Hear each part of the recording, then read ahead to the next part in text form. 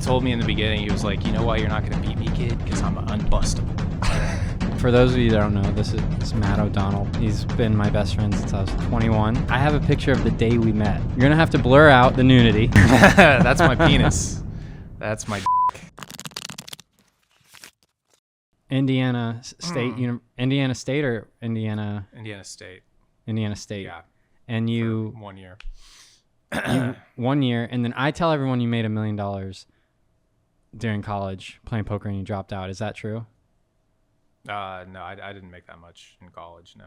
But you won, yeah, talk closer to the mic. Oh. So, yeah, no, I didn't make that much in college. But no. You won the same tournament twice, a big one online, right? No, I never won. I only played cash online. Do I just make up all these things in my head about how great you were? Yeah. You've been taking ayahuasca or something. I don't know. Okay. I played heads up cat. What? You never won a big Sunday tournament? I didn't play tournaments, no. It was all cash. Yeah. Heads up PLO with retarded Swedish people. Okay. That was my vibe. Okay. I would battle too though. Like any regular I would play. Who are some of the more notable pros that you played against? Oh man, it's been so long I don't even really one name that I remember is cuz he still plays, I think. Barry Sweet. He's like he seems like he's Do you know his real name? One of the best. No, I have no idea. It's his online name. Okay. But yeah, honestly, I don't know. There was a lot of this was, forever ago. So the players were, different back then. And you quit poker. You stopped playing like roughly 8-9 years ago.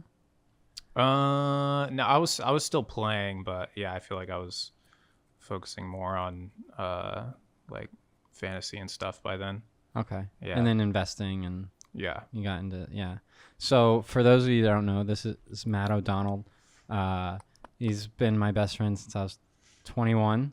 Yeah. 15 years. Yeah. No, 14 years, going on 15 years. Yeah. Feels like 30. Yeah. Feels like eternity. When is it going to end? Can you pull up those photos? I have a picture of the day we met. Yeah. You're going to have to blur out the nudity. Oh God, I think I'm wearing the first one? It was it's 4 dudes at a music festival. I'm wearing like a green and blue stripe. Yeah. Hideous. Look for the neon. Look for the neon colors and huge pupils. Look for the clown. You see it? When I met Maddie, you did not have any resemblance of a girlfriend or friend. No. or a friendship. Yeah. At the time, you didn't know how to speak. At the time, my best friend was my shadow, and my lover was my left hand. So. I just remember calling you a wet towel. You couldn't hold the conversation. Yeah, I would ask you a question. I remember that you piece of shit. I've been plotting your demise ever since. Don't worry about it. I was always high on Molly, so I couldn't stop talking. Yeah. And then I would tell you something about myself, and you would just like look down at your feet. Yeah, like, well, we gotta... dude. I mean, like we were just talking about like in college and stuff. Like I was not socializing. I was just fucking playing online poker. You know. And then closer to the mic. Yeah, so for the people. For the 12 people. Yeah. So then when I finally started playing live, I feel like that's when I started, integrating to society more. Yeah. And so now here I am, strapping young man. Yeah. So I've told this story, but you've heard it a million times. A lot of people watching this haven't heard it. So Matt is a big reason why I stayed in poker, why I'm currently playing poker for a living.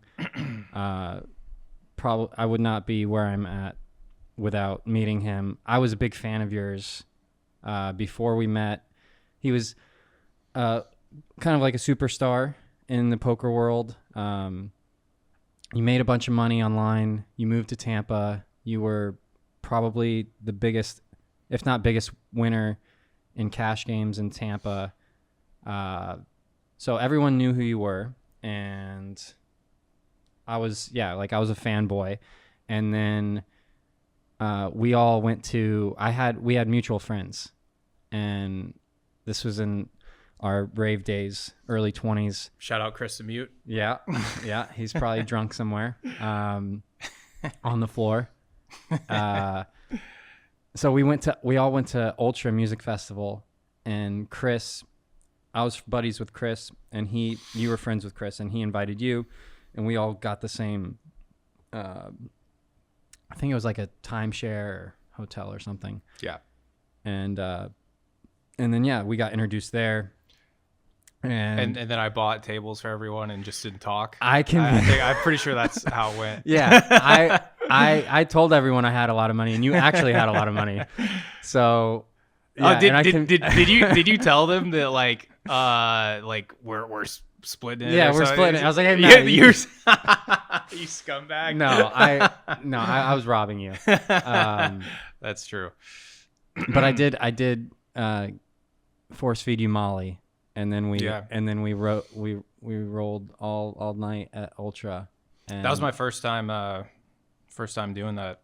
I still remember. I think we went. Yeah, the best. We went to 11 that night. I just remember being in the taxi with like the fucking window down and being like, "This is the greatest cab ride of my life." This is the greatest cab ride of my life. Yeah, it was amazing. Amazing. I was such a dork. Yeah, and then we just became friends right away. We didn't talk poker for years. We just hung out. Yeah. And I mean, I knew you were really good, and you know, you're super successful, and I wanted to do that one day, but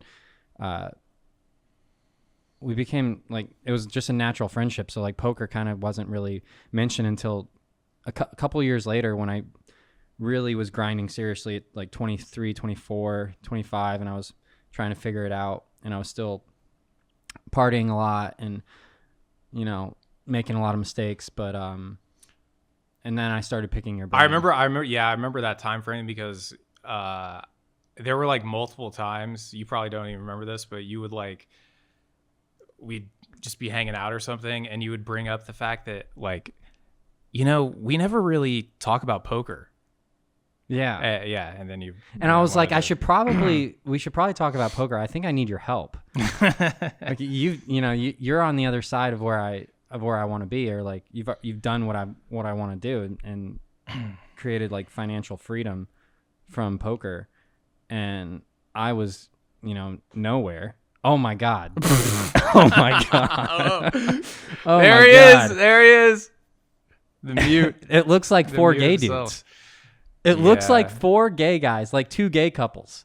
Man, it looks like two couples. Oh my God. Oh man, my girlfriend's gonna have the ick for weeks, dude. You're like 24. Can you zoom in on that? Yeah. So that's Chris the Mute on the far right in the purple. Holy cow! I gotta say, man, you looked a lot better back then. Yeah, I was. Baby face, man. Look at that neon tiger tank top. That was cool. Yeah, that's something you would still wear today, I feel like. Yes, I would. Yeah. I'm gonna go look for that. Yeah, actually. I would not wear that shirt though. Those are Ray-Ban sunglasses. I love. That's Nate. Oh my God, he loved raving. My God, he loved the game, dude. He loved it. Yeah, man. There it is. Oh, was that the story of the girl scamming you too? Was that week, or was it another? Yeah. Oh, you gotta tell that story. I think we were at like a pool party or something, and Ultra was going on too, and I don't think I had a ticket that day, but met like a group of girls at the pool with, I think it was like me and Nate. I think you had already like gone in or something like that, but anyway, So then I get tickets I had tickets, but these 2 girls that I wanted to bring did not have tickets. Yes. Right. Yes. And so Nate and the girl he was bringing were going, and then I'm trying to bring these 2 girls. So I like scalp tickets basically outside. Right. And then I'm holding all the tickets for all of them. And like the tickets get I should have separated them because my tickets were legit. But anyway, I have them all together, and then so basically just, basically I gave the 2 chicks like my legit tickets, and I just happened to pull the one of them that, was a fake. But yeah, so we get to the line, they get in, no problem, obviously, and then they tell me that my ticket's fake and that I can't get in, and it's like impossible one that to you get bought for them. Yeah, it was one that I just bought like 10 minutes before, and the girls just paid like fucking $200-$300 or whatever the fuck it was, and they're on the inside. I'm still like, on this side of security because they're not letting me in, and I'm like guys, come back, and they just look at me like they basically were like, yeah, and fucking like ran away into the sunset. Those fucking bitches. Oh my god. Yeah, that was a wild weekend. I mean, imagine scamming that guy. That's unbelievable. What a sweetheart. You see that? Not a hair on his chin. It's crazy. It's crazy. You look like like special needs kind of. I look special needs back then. You look special needs now. Yes. So I'll take that. I'll take that trade. You fucking piece of shit. We all look gay. Holy shit. Oh, man. Yeah, I did look weird. I think it was like I was so I was awkward. So I think even like taking that picture, like I can just see the awkwardness in me right now. You know what I mean? Yeah. I'm like, what do I do with my fucking hands? I don't know what I'm doing. Yeah. So then that was I was 21. You were 23 or 24, and then we didn't start talking poker till years later, and then you started giving me advice. And then I think there was, and then I went broke, and you spotted me a bankroll for like a year before I could pay it back. And so, yeah, I don't know if I would still. I think it was more like 4 years, but I think it was about a year. And then, I don't know if I would, even be in poker if it wasn't, for your help. So that's pretty cool. Nice. Can you pull up the other photos? That's my penis. That's my dick. Yep. Yeah. You guys probably are wondering how that dick is so big, but that's my dick. That's my dick. And that lady's thinking about touching it. So then I moved to Austin, then I was convincing you to move here for like the 2 years, the first 2 years I was here. Yeah.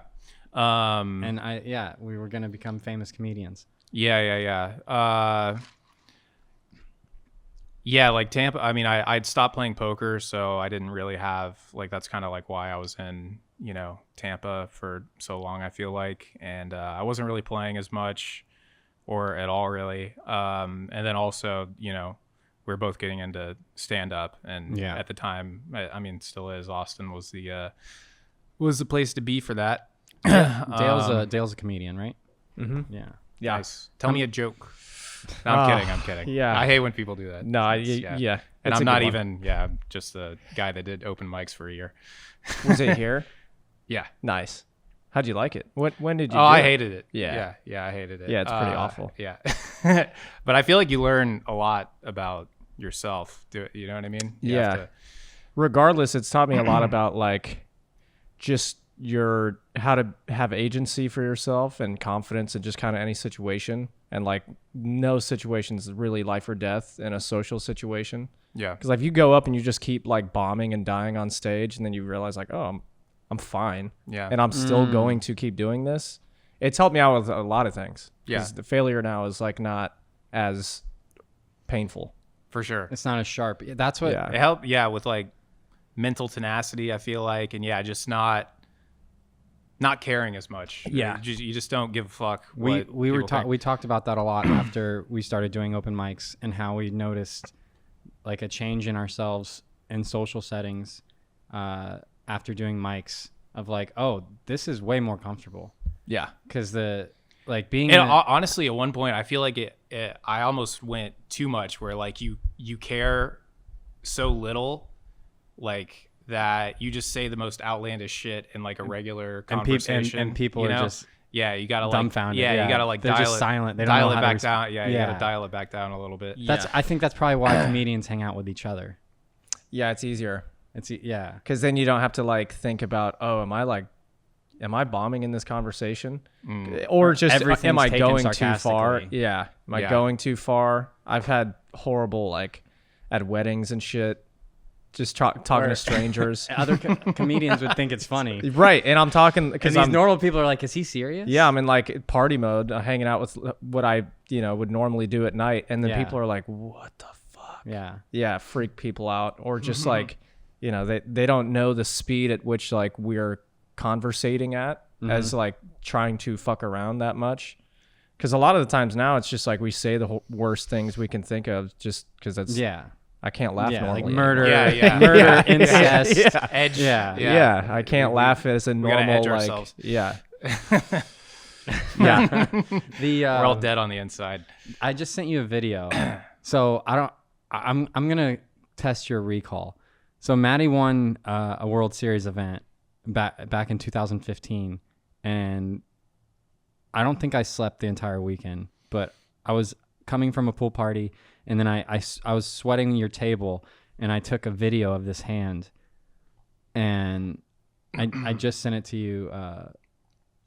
There's gonna be a hand recall. Yeah, I want to see if you can recall it. But a very famous pro is at the table with you, Dominic Nietzsche.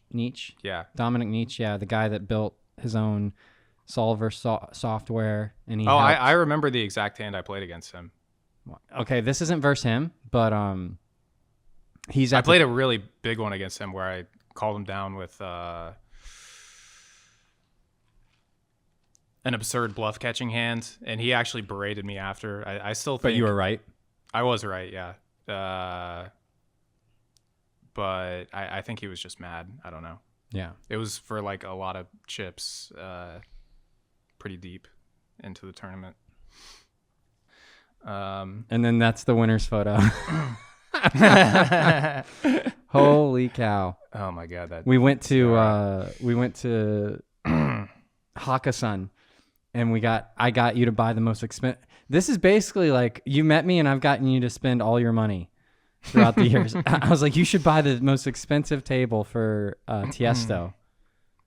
Yep. And then spent all my money on Tiesto. And then some girl, it was her birthday, and we gave her $100 for the tiara off her head.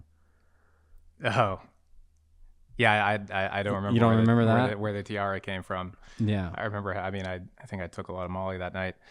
Holy cow! Oh, and then Chris. You know what I do? You know what I do remember from that night? We go back. I think I don't even know if you were there, but I went to Aria because I think I was gonna have dinner before going out or something. Maybe I think you guys were all like changing or so. Anyway, and I run into a couple friends and Twan, and I just won and I'm like telling the story, and then like Twan like stops me and tells me the story about how he just won like $100K at like Baccarat. Yeah, it's just like he just cuts you off. Yeah, kid, whatever. Yeah. Listen to this Baccarat. I don't know what it says about me that's what I remember, but that's also probably the last moment that I wasn't on drugs. So, how has it affected your life that me being sober? Oh, I mean, it would have affected me a lot, like if you were 4 years ago. Yeah. Yeah. 3 years ago. Yeah. How much more do I suck? I mean, dude, the last time we did this pod, we were both, first of all, I was in crutches, and we were both, slamming shots every 15 minutes. So, yeah. I'm proud of you that you're, you've gone a long time. I'm fucking 2 months in, and I'm ready to get back on the bottle, dude. Yeah. Yeah. That's what, like, everyone was telling me that, oh, I bet. And if you're taking this much time off, you're going to be done forever. You're going to see the light. And I'm 2 weeks away from being a year in, and I can't wait to drink. I'm like I miss it. Yeah. Yeah. I don't see myself being sober the rest of my life. Definitely you gain perspective that it's all a balance. Yeah. You know what I mean? You can't be going too hard, but yeah, it's fun to have a couple drinks every once in a while. Mm-hmm. Do you ever have thoughts on getting back in poker? Have you been paying attention at all to like the new poker boom the last few years? Not really. What do you mean by boom? So it happened during COVID. Once COVID hit, like the new players into the game spiked huge, and online poker spiked, and then live streams picked up and started launching. And then once live streams started spreading like wildfire. Poker's more popular than ever, with celebrities, with regular people. Like the amount of new players into the game is insane. It's kind of like I don't know if I would agree with that. I would beg to differ. Like I mean, I guess it's like, the the series is like back on ESPN and stuff now, but think about it, like in 2008, 2009 and stuff, there was a lot less content in general. Like there weren't like content creators and stuff. So everything, there wasn't as much being like, thrown at your face depending on what your algorithm prefers or whatever. Yeah. But like, I mean, relative to that, poker was very huge in like, the 2008, 2009 time frame. Like it was literally on ESPN. You would go to the bar or something and like it would be on the TV on ESPN.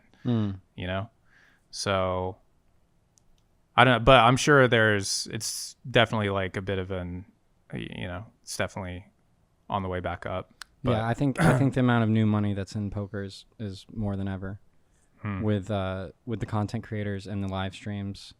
Could be. I don't really know. The popularity of the game is kind of out of control right now. This is from Hustler.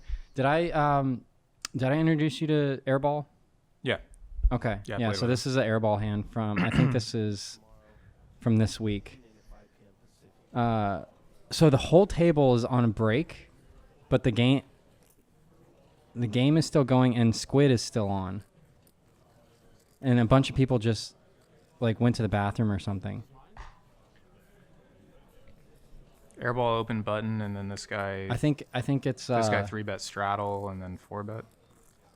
Yeah, exactly. Airball opens, the straddle 3 bets. Airball 4 bets to 52 with Jack 9 offsuit. The 5-bet. Just snap flat. Snap flat. With SPR below 2. Holy cow. Oh, what is this? What the fuck is this? This is me proving to you that poker is alive and well. This is me showing you the poker boom. What is this? No heart.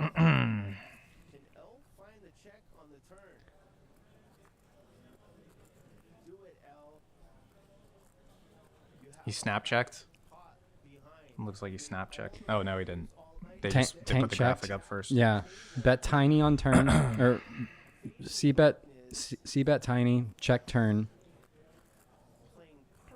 Yeah, he's making yeah. This is like he's about to make a lot of money. Yeah, this is the perfect line versus an over aggressive opponent.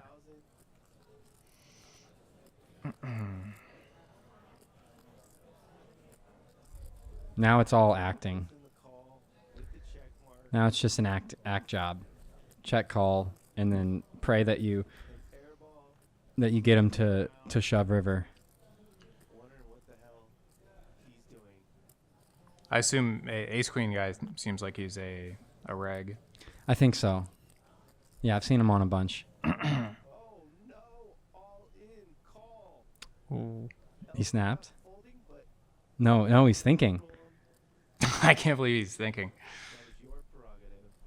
I mean, I guess it's easier when we see the hands and stuff. But. Yeah.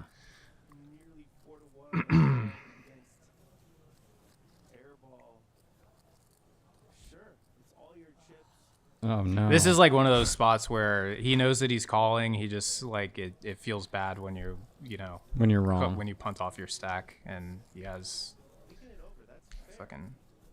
I don't know what happens. This is where I cut it off when I was reviewing it. He's not representing much, L. He would have put an all-in pre-flop again. Oh yeah. Okay, yeah, I was gonna say. Just kidding, you win. I'll win 62,000. Okay.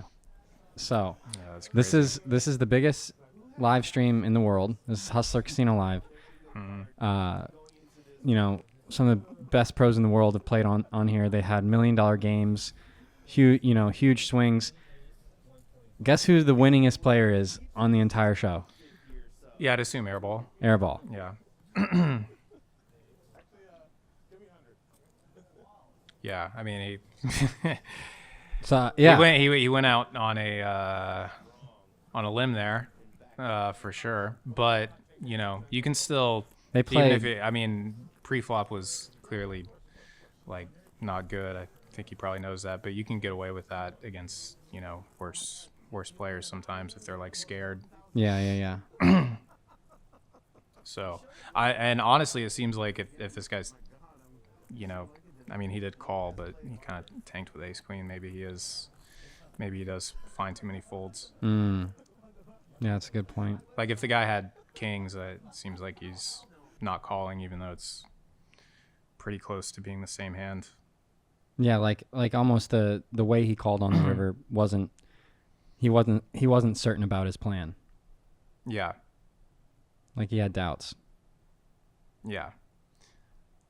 But yeah, I think. But his hand basically was a bluff catcher on the river, technically. Yeah, but if you're calling turn.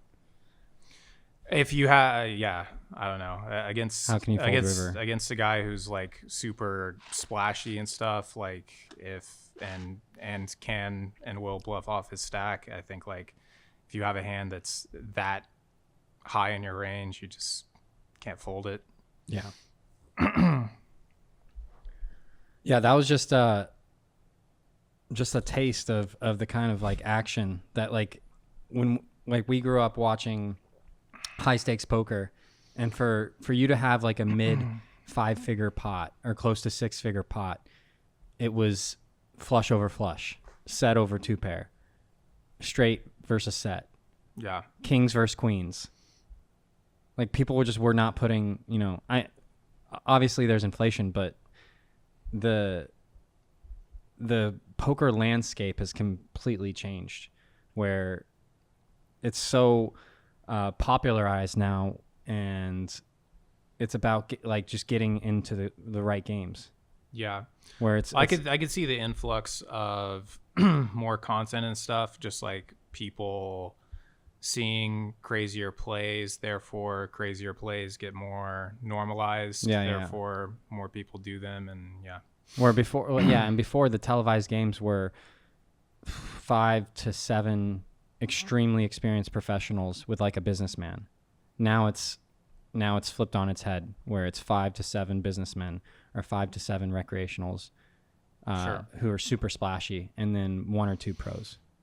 That's also, people don't want to watch 7 pro. Like the average person doesn't really want to watch 7 pros like tank and figure out the GTO fucking or play 20% VPIP. Yeah. They want to see that. Yeah. Even I want to see that. That was fun. No, that's the kind of poker I've always played, which is, street poker. Yeah. Called street poker. Yeah. It makes it tough to earn a living when you're playing tough games or pro heavy games. You're just not going to make a lot of money. But then the reverse side is you're going to get invited to the softer stuff, and you're going to get in private.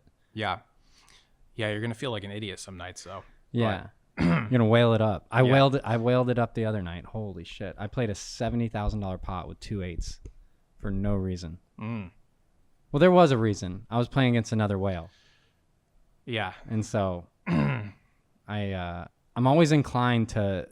Like the money went in pre or what? No, it was like 5 bets pre, and we were playing squid, so I put them on a wide range and decided to call like 7,000 pre with 8s, and then I called a 5K C bet on Jack 3-5, and then the turn's a 10, and I check call his shove for like 16,000. Mm. He just has queens, and I'm just dead. No reason. But I mean, if you're gonna on a 10, that is pretty crazy. Even his bluffs have pretty good equity. Yeah, I know. Yeah, I was immediately like down 50. But we battled back.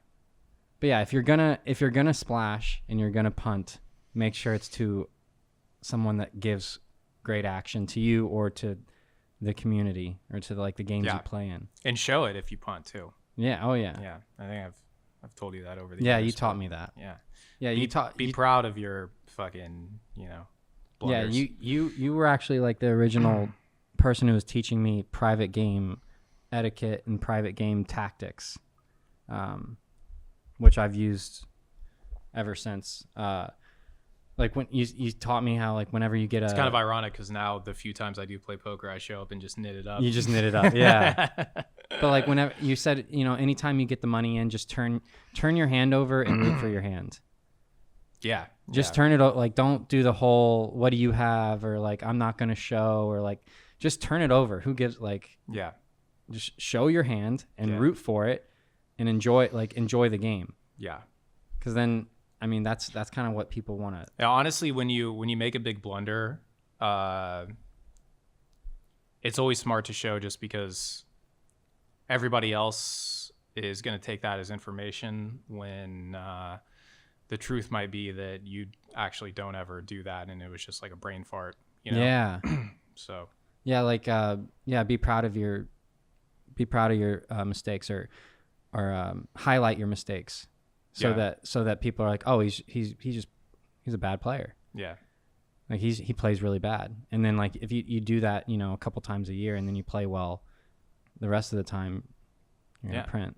Or maybe you're just a bad player. Or you do that enough, you might just suck. Yeah. Yeah. So now, what your proudest accomplishment today is now dating the love of your life? Is that? Yes. And your dog, and your new dog. If she's listening, yes. I do love my dog, Walter. You got a golden retriever? Yep. He's a big boy now. He's like 70 pounds. Jeez. Yeah. A lot of energy on that one. Take him for a walk every morning, and then dog park at night. But yeah, it's fun. It's fun. What are your most memorable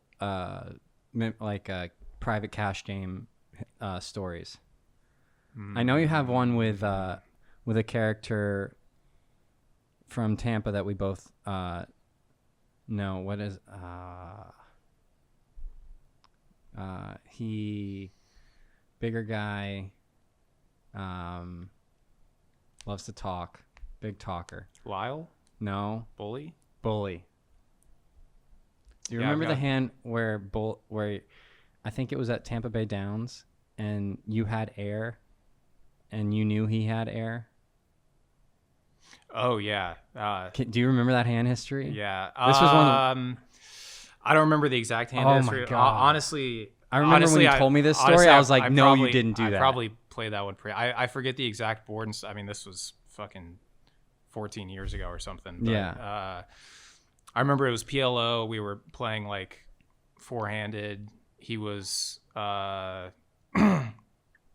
tilted, but he also hadn't like played a big hand in a while, and so I kind of knew that he wanted to. He was ready to do something. I felt like that was a true thing, and he straddled for like, I don't know, it was like a large straddle, like 500 or something. And I think I raised with like 10-10 queen jack rainbow or something like that. And he called, which is any 4 basically. Yeah. And then I think he bet dark before the flop came. And the flop was like something like 2-3-7 or, you know, just some completely, you know, random flop. I called, and then turn was like an 8 or something. So I still just have like an overpair. Got shot. Yeah. And he like pots again, this time not in the dark. I call, and then the river was an overcard. It was either an ace or a king. So I have tens. We're playing PLO, and the board is like ace 7 8 3 deuce or something like that. Okay. Like it's not paired. There's one overcard, and there was at least one straight combo. And I think a flush got there as well. Like it was, yeah. And he just like insta jams for honestly, I probably got the numbers wrong, but I just remember the river jam was like 25 or something like that. 25,000. Yeah. So I probably got like the straddle or pre-flop action wrong. But anyway, I knew that he had like he could have been bluffing with a better hand. Like he could have had like fucking, you know, queens that he just randomly decided to, you know, put pressure on me or whatever. But yeah, I called, and he was mad. I won. And then you had the so one of our friends acquaintances, Racener, won like $5 million in the main event. He got second place. Oh damn. And he came back to Tampa and was riding high off this win and challenged anyone to play heads up.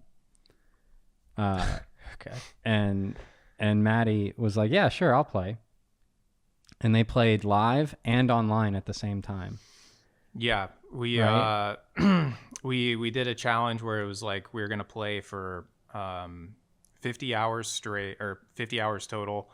I think there was a side bet of like 25 or 50K on whoever like ends up winning, and then there's also we were playing 25, 50. Actually, I think we were playing 50-100 live, so we were at like a card room playing 50-100 live. Mix heads up PLO, heads up no limit, and then we were 4-tabling 25-50 the same thing online. Like we had our laptops at the maybe not. Yeah, I don't know if that was, but anyway, yeah, he this was like way early on. This is when I first started playing live, but like I said, all I did was play heads up online, and he like he challenged me or whatever, and I was like, all right, that sounds great. Yeah, let's do it. And I do remember like because you know he's a very confident guy. I was, and like I said, I was less confident back then, but also I knew that, you know, I was better. Yeah, he turned into a killer. Yeah, he was always decent. He was always decent and good, but then he really worked on his game later in his career, and he's won a bunch of bracelets since. Yeah, he put a lot of volume in for tournaments and stuff. Yeah, really well. He's really had a great career since, but he was definitely overconfident, and I think he did not make the 50 hours. Or did you guys complete the 50? No, he quit. I think we played like 3 sessions, probably like 20 hours total or something. So he started off winning. He told me in the beginning, he was like, you know why you're not going to beat me, kid? Because I'm unbustable. And then and like said it like non-ironically. And then and then 20 hours in, he's like, yeah, we're gonna stop. Yeah, I mean, he said he was just like, he said that I'm too lucky, basically. Yeah, too lucky. I don't know what that means. Four tabling heads up. Yeah. I mean, what'd you win? I was getting lucky, but I think I won I think I was up 200, something like that. So he quit you down 200. Yeah. Nice. Yeah. Nice. Sounds about right. That was a long time ago. Yeah. Is it common to play that long, like a 50-hour, or is that like a insane challenge? That was a total Oh, so we'd come and play for 10 hours. Okay. Yeah. And Heads up challenges are always made with guidelines. Okay. How many hands you're gonna play, or how long you're gonna play. Yeah. Okay. That'd be pretty funny to challenge someone at heads up, talk a bunch of shit, and then you just get super lucky the first hand, and then you quit. Yeah. You're like, all right, well, I got you. We're done. That would be funny. I played Jungle Man heads up with no heads up experience. That. Yeah. Yeah. I think I recommended that you don't do that. Yeah. I knew it was not a great idea, but I was doing it for the content. Yeah. And to just, make reels or whatever. I respect that. And then an hour in, I had this thought go through my head. I was like, what have I done? Every hand I felt like I was drowning. Like I didn't know, I had no idea what to do. Yeah.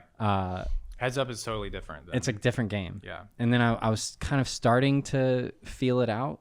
And towards the end, I'm like, okay, I'm getting steamrolled. I have to play way more aggressive. And I started adjusting towards the end. And I think I just obviously got lucky to win small.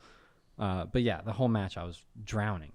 Just felt completely out of my comfort zone. Sometimes you'll think that, and then you get the benefit of being able to watch what he was doing with his whole cards. Did you? I went back and watched. Yeah. And now I was actually excited to play heads up again because after watching the tape, I learned a lot. Yeah. Just that one match, I learned a lot. Was he watching his strategy? Was he running over you as much as you thought at the time? Or yeah. He was owning me. No, something I've really enjoyed the last few years with poker and leaning into more makes it poker fun. I've learned from you and another guy I take advice from is how many factors you take in that aren't really about poker or about the hand. It's about the guy's state of mind or his emotional state or what where he's at in the day and then simplifying the game where it's really not, you don't the best players in the world, you don't have to think that deeply. Yeah. More simplifying poker is sometimes the best thing to do. Depends on the player too. If it's some nerd that's trying to play GTO, it probably doesn't matter, if they had a bad day or whatever. But if it's some guy that, isn't doing that, then it matters a lot. Yeah. How many variables that you pay attention to that go into your decision making, the way that the guy answered a question or acted pre-flop or. Yeah. You know what I think would be fun? Because when you're playing poker and you're if you're locked in, you're trying to read into every comment and stuff or every behavior. And it would be funny to or it'd be cool to have if you could actually hear what they were thinking in a replay, because you're wrong a lot when you do that. And you could be really, really wrong. I don't know. It'd just be funny to see. But sometimes you're really right too. Yeah, you could get well with live streams these days. You could probably live streams. You get a pretty big clue. Yeah, and you can get well. It's really changing the landscape of poker. The side games that have been created around live streams. It started with the Nick game at the Lodge, and then Hustlers added a ton of new side games, and then the way that they its character development. Every stream has characters that they've built up. And eventually I think you'll get some kind of, I think it's already happening, some kind of post game interviews or like where like you can ask them questions about what they're thinking during the hands, like you're saying? But I don't. Anyone who's playing seriously, are they actually going to tell you That's true. What they think? Yeah. Like they're probably still acting, I'd imagine. Well, I think what's happening now is just like it's kind of just the biggest games.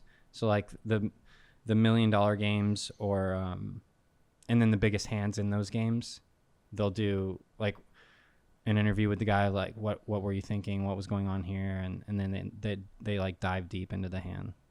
Yeah. Into like the biggest, most interesting spots. Yeah. Yeah. That's what we've done. Me and Joe have done on this podcast is we break down those hands and go into like some of the abstract thinking that goes into the decision making. Yeah. Yeah. It's funny because everyone thinks differently, you know? So, if you're playing poker, you almost have to try to, you have to be like creative in your thinking to like this guy doesn't think like me. So like he would not reach the same conclusion given this information, you know what I mean? Like, yeah. Yeah. So it helps. I think it helps your overall profitability. I feel like you learned a lot about like behavioral psychology stuff just playing poker, you know? Yeah. Like I'll watch some trashy reality TV with my girl and I'll be like, this guy is thinking this, and then it happens.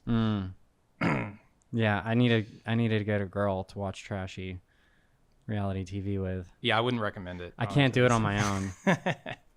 I end up watching like the Nature Channel. Yeah. Or staring at a screensaver. Yeah, that doesn't sound fun. No, it's not. Are you okay? No, I'm not. Cut the camera. No, seriously, this was fun. How much time we at? We're at exactly an hour and 1 minute. Perfect. Yeah. Cool. Thanks for coming on again, Maddie. Thanks for having me. We'll do it again, and we're gonna do it when I can drink next year. We're gonna have another full on rager. I think I think I'm drinking again next week. So really, you're done with your sobriety? Yeah. you lasted 2 months. 2 months with one, and then you drank on the 4th. Yeah. You had one 4th, and then there was 2 other nights. Okay. Yeah. So it was not really. I cheated. Yeah. You well, took one 2 of them, months off I drinking. had like half a glass of wine with my girl one night, and then I saw Evan for the first time after everything happened with him, and he was drinking, and I was like, all right, I'm gonna have a cocktail. Yeah. So you're sort of a break. Yeah. Yeah. Thanks for coming. Yeah.